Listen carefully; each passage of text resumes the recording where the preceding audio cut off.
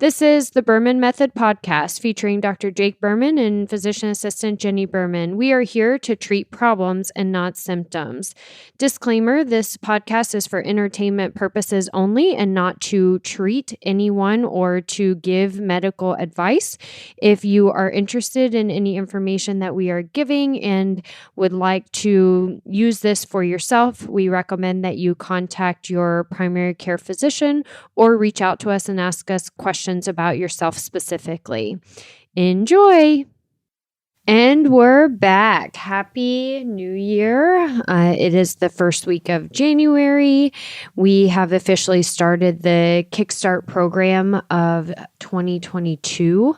Sounds crazy to say 2022, but we have officially started the Kickstart program. It started just 2 days ago on this last Monday. I'm really excited for all of the members who have signed up for this and are starting the new year off right. So today we're going to dive back into some pretty deep content, specifically talking to women. Although men, don't turn it off. This may be helpful for somebody you know, may be helpful for your wife. It may be helpful for your friend, a daughter, mom, anyone. So don't turn this off. But we are specifically going to be talking about fertility, infertility, abnormal menstrual cycles, different autoimmune diseases that could be affecting the menstrual cycle or fertility. So starting off, fertility or infertility, I should say. Infertility is a much more common thing than we think it is. It's a lot more common than you would think. I mean, it's not as rare as a lot of people think it is. It's not talked about enough. So they'll tell you 1 in 4 will have a miscarriage, but they don't talk about the repeated miscarriages or the infertility, unable to even get pregnant. So we're going to be diving into a lot more of that today. It's a very sensitive subject, but it should be discussed more. And we can talk about it from a personal standpoint. Jake and I, it took us about 4 years to be able to have our daughter Stella. We went through fertility treatments, many years of those. We actually had 2 pregnancies, one of them which made it to the second trimester, a little boy that we lost, and then another one that we lost earlier on after a successful IUI or intrauterine insemination. So we understand this from a personal standpoint, how heartbreaking infertility can be, how challenging it is, how difficult it can be personally and on your relationship. But then that we understand it's not talked about enough. So, and I'm guilty of it. We didn't talk about our journey as we were going through it. Majority because we just didn't want the questions. We didn't want people asking. We didn't want to talk about it if it wasn't something that we brought up. We just didn't want to think about it more than we had to. So that was our stand on not disclosing it while we were going through it. But it does make you feel really lonely because people don't talk about it enough. So anyway, that's our standpoint, or why I actually want to make a whole podcast episode dedicated to this so that we can be one and explain more about it than people really know.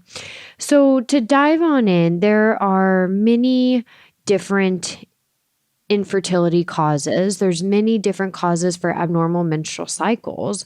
This can be Polycystic Ovarian Syndrome, Endometriosis, a Secondary Hypothalamic Amenorrhea, not getting your cycles regularly. There can just be simple inflammatory responses in the gut biome that could be leading to abnormal menstrual cycles, or maybe you get your menstrual cycle but still can't get pregnant, and this could be a result of inflammation. So we'll start off with kind of the more well-known diagnoses of Polycystic Ovarian Syndrome and endometriosis.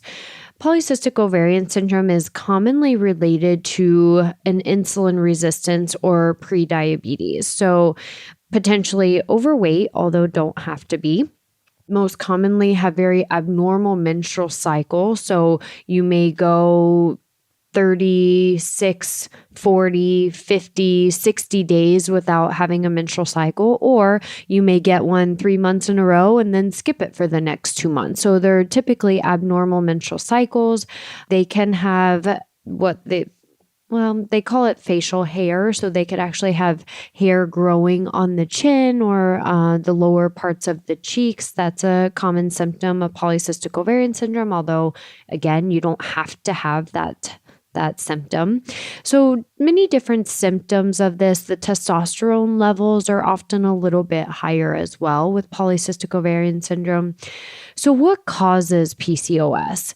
PCOS, like I said, is most of the time related to an abnormal blood sugar or insulin resistance. So the body is not metabolizing food efficiently. It's storing food as sugar, which increases the insulin level. And that also plays into the testosterone levels being abnormal, which then creates the abnormality of the hormones speaking to the ovaries and staying on track with a normal menstrual cycle. The other thing that people know a lot about is endometriosis, which is actually an autoimmune dysfunction with the uterine lining, or the endometrial lining. So this can actually lead to people getting fibroids or thick tissue in the endometrial lining. It can create abnormal menstrual cycles. It can make pregnancy very difficult because of the inflammation within the endometrial or uterine lining. So both of these things, which are related to autoimmune dysfunctions, can lead to infertility.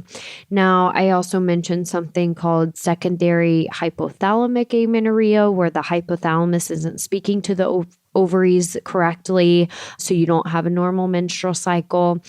And then we talked about the gut biome and inflammation. So I'm going to break this down real simple for all you guys. All of those things that I just ran over, and of course that's not the only causes of infertility issues, but some of the most common, they all come down to the same thing, and that's going to be inflammation and how the body is actually metabolizing your food.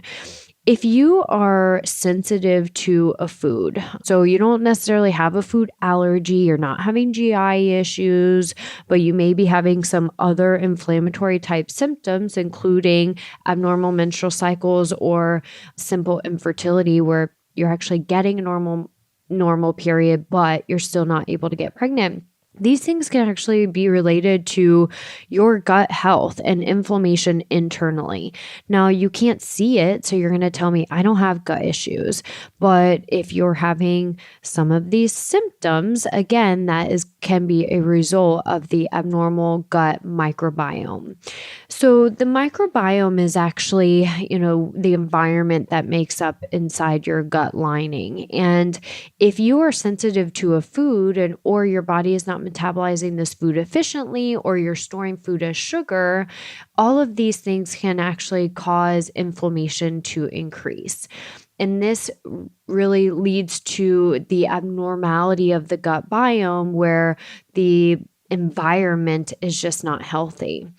So if you have this natural inflammation, that can actually affect our hormone levels. So the progesterone and estrogen levels won't be optimal for fertilization or for the egg or embryo to implant, so implantation.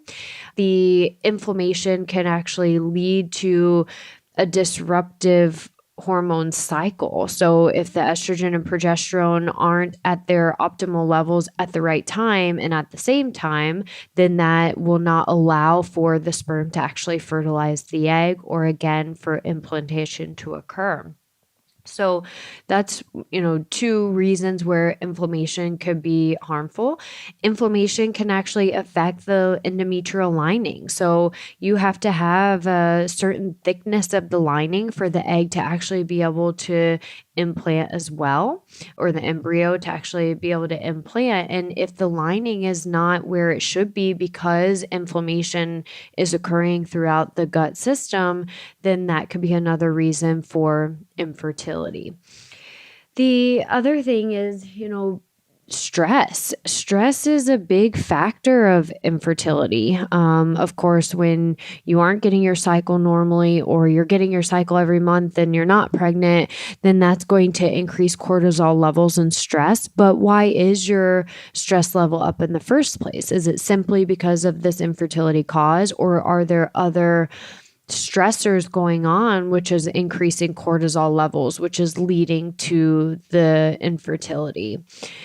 So stress is a big factor, but we also know, going full circle, that stress can lead to gut permeability or leaky gut syndrome, which then can increase the inflammation coming from the foods that we're eating. So this relates back to that gut microbiome can be abnormal if we have a lot of stress going on in our life, whether it's physical, emotional, mental stress. So I just mentioned something: physical stress. Not exercising or over-exercising could be leading to some issues with fertility. The reason being, it comes down to hormone levels.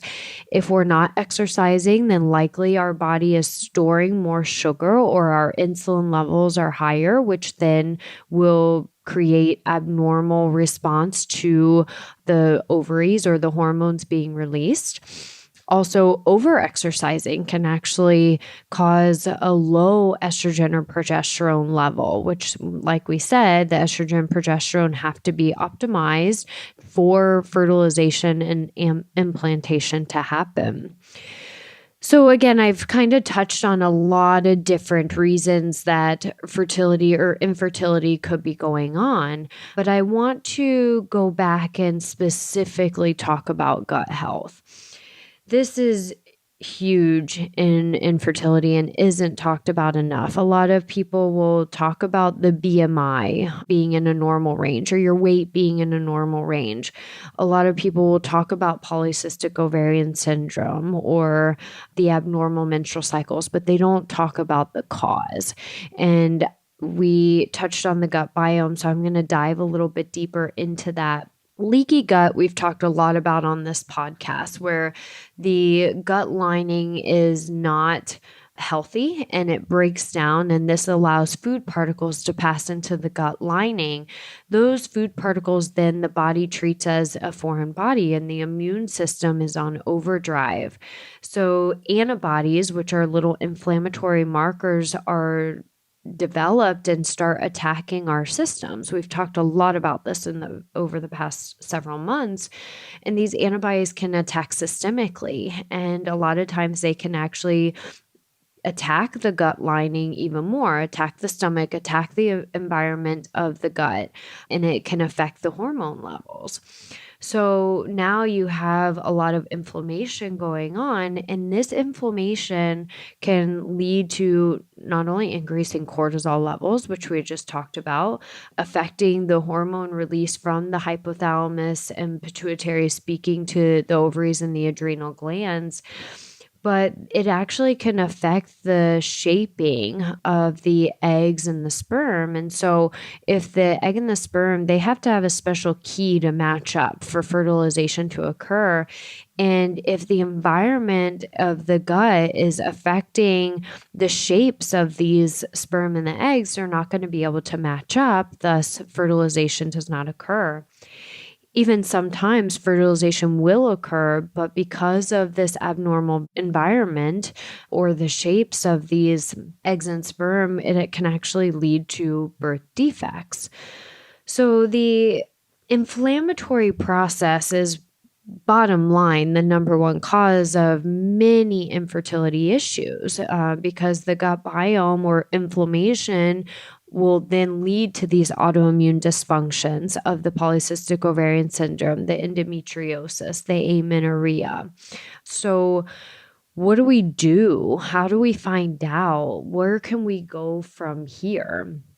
Now, first thing you could, of course, do is food sensitivity testing. So looking at via blood tests what foods exactly are causing an inflammatory response in your body. So the food sensitivity testing is determined off of antibody level. So that's why we like to do the blood test and really see what foods are your body reacting to and on what level on the antibody scale. So then we are able to identify these different foods. We can remove the different foods depending on the amount of sensitivities that you have, and then start a gut healing process. L-glutamine is a gut healing supplement. It's a natural amino acid. It's safe in pregnancy. And so utilizing L-glutamine to help as a digestive enzyme to help with repairing the gut lining may be very helpful. Of course, this is not we're not recommending this to treat anyone since we don't know you specifically, but definitely speak to your provider about this as it may be something that could help you. The other thing with helping gut health, other than food elimination, glutamine, there's some things that are used like digestive enzymes. Inositol is actually a supplement that could be used that's safe in pregnancy as well. Inositol helps with cortisol control. It helps with optimizing hormone levels, but it also with reducing stress will help with repairing the gut lining as well. So inositol is another one that you might have heard of when it comes to fertility treatment. The other thing we do is looking at vitamin levels because a lot of time the leaky gut or the inflammation occurring within the gut can lead to vitamin deficiencies. And this could also be play a huge role in infertility. Is your vitamin D not where it should be? Are your hormones abnormal? Do you have a thyroid deficiency? So maybe your thyroid stimulating hormone or TSH is normal, but the free T3 and free T4, which are the inactive and active thyroid hormones, are not optimal. And so we really need to be looking at these in addition to the TSH. So we will look at what foods your body is sensitive to. Complete a meal plan with potentially the food elimination, depending on the foods that show up on the sensitivity list, doing a gut healing process through supplementation and vitamin optimization. And then at some point, we will want to do a food reintroduction because, again, we don't want to keep foods out of your diet forever if we don't have to. So looking at that. And then we'll go down to, okay, how can we help with stress response and optimizing the stress hormones so that the body is not on overdrive, making sure we have that sweet spot of activity, not too little or not too much of activity. So all of these things are, our pathway to helping improving hormones and fertility. Now, if you are not specifically looking to get pregnant, but you have a history of endometriosis or you have a history of fibroids, this also can relate to you. A lot of times the endometriosis and fibroids is caused from an inflammatory response. So what is causing the inflammation? Is it the cortisol and stress levels? Is it a food sensitivity? Is it an abnormal hormone or vitamin level? So this still is important for you as well, whether you are not looking to get pregnant right now or you're past that pregnancy stage in your life, but are still having some of these hormonal inflammatory responses. So this was a lot of information in a very short period of time. So I do recommend that you go back and re-listen to this, but just to kind of recap, infertility is very common and not spoken about enough. We went through this ourselves. So I just want to verbalize some things that people don't think about or aren't taught by their specific gynecologist or fertility doctor about what could be leading towards this inflammatory response. After going through it ourselves, we had to figure out a different way when the medications weren't working or after we had repeated losses. We had to figure out what is causing the problem and how can we improve this? How can we play a role in making this better? So looking at food sensitivities to identify inflammation, looking at hormone levels and stress response, really doing all you can to reduce the total inflammation internally in your body. So not what you're feeling on the outside, but internally with the gut health, optimizing the gut microbiome with different amino acids and the right foods for your body specifically. So if you have specific questions about you or a friend or want more information, please reach out to us. We're not professionals on infertility. We're not infertility specialists, I should say. We are professional, but we're not specialists when it comes to infertility. But have gone through it ourselves, we have found some things that work for us, and we've been helping other individuals that have gone through infertility with this too and have had some success stories. So we're really happy for all of our clients and friends who have been successful after years. So we just want to start spreading some of that knowledge. Again, none of this is to treat you or to tell you that your doctors are wrong. It's just to give you some more information for you to research on your own and to speak to your specialist about. I'm happy to answer any questions on a personal basis. So please reach out to us. I hope you guys are having a wonderful start to 2022 into the new year. Stay warm, and we will see you back or hear you back next week. Have a great week. Ciao for now. Thank you for subscribing on your social media and podcast platforms to the Berman Method. Dr. Jake Berman with Berman Physical Therapy and Jenni Berman, Physician Assistant with Berman Health and Wellness.